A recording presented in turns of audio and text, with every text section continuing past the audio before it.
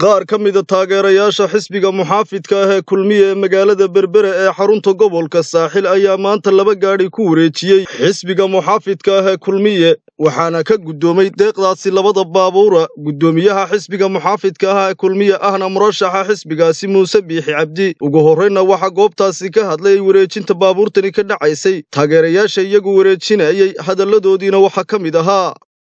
gudoomiyaha xisbiga iyo wafdiga uu hogaaminayo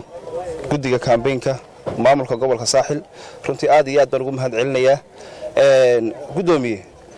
waxaan ugu talagalnay labada baabuur inay maabka gobolka Saaxil iyo guud ahaan Somaliland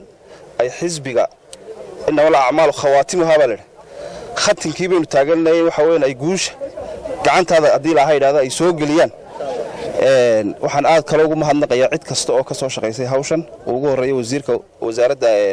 ganacsiga agaasimaha guud ee wasaaradda waxbarashada Cabdullaahi Abukar guddiga kaambeynka iyo maamulka gobolka gudoomiye Muuse Biixi Cabdi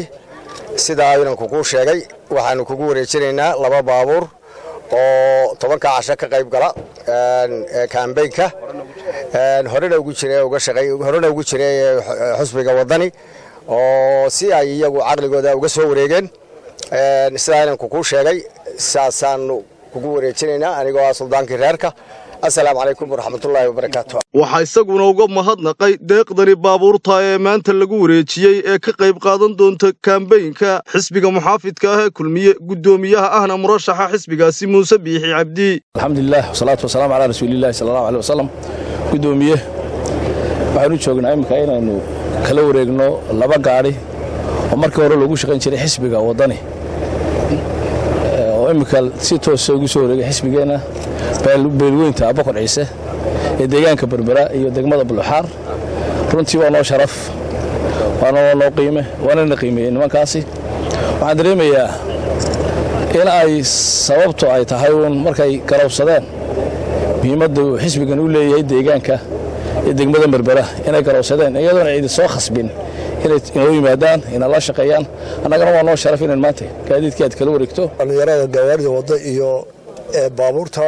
four wheel drive ka waliba qaar kuwa adkaa yihiin hardtopka yihiin ku soo xoojiyay ololaha aad iyo aad baan ugu mahadnaqaynaa marlabaad waa idinku mahadnaqaynaa waa xoojin xoog badan sida aad xisbiga ugu soo biirteen xoolihiina aad gaadiidkiina iyo xooggiina ugu soo wareejiseen ayuu xisbiguna u dareensan yahay oo aan u garaynaa kaalmada soo wareejinta ay leeg tahay waanu idin mahadnaqaynaa insha Allah waynu wada hawlgeli waynu wada guulaysan aad iyo aad waan ugu mahadnaqaynaa madaxweynaha dhaartoo hadhay sida ay noola soo dhaweeyeen ayaan ugu mahadnaqaynaa waxaan ugu mahadnaqaynaa yeedhmadii aan u yeedhnay sida ay nooga ajiibeen ee ay u soo baxeen ee maalintii ololaha ay u lahaayeen ay u muujiyeen aad iyo aad baan idinku mahad celinaynaa waxaan rajaynayaa insha Allah bismillaahi kariim sidii shalayta aynu soo baxnay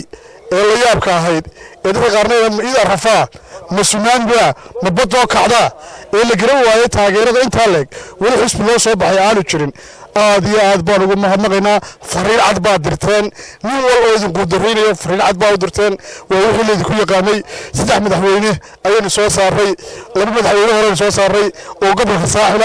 oo dhashay waa madaxweyne saddexda gobolka Saaxil dhashay ee aynu soo saarnay insha Allah bismillaahi kariim maxamed xaaji ibraahim cigaal iyo axmed yuusuf dirir sidii aynu soo bartaagnay aynu nafteena iyo dhiigeena ugu hornay ayaa la doonayaa Muuse Biixi Cabdina oo reer Saaxil ah ومن زرع حسدا كبو واحد قفكي دوا وجهه uu helaa qofkii ومن زرع حسدا qofkii wax beeraalo uu helaa xisbinimada waa shirkad uu leeyahay marka xisbiga aad ka mid tahay waa inaad wax gelisaa tabac samaysaa tabacuna markuu dee baxay midhaha bislaaya la goostaa waxaan leenahay labadii gaari waa kuwan aan xisbiga soo gelinay marka aad baan ugu hanweynay xisbiga inaan tacabka reerku geliyo waxaan ugu mahadnaqayaa dhalinyarta reer Berbera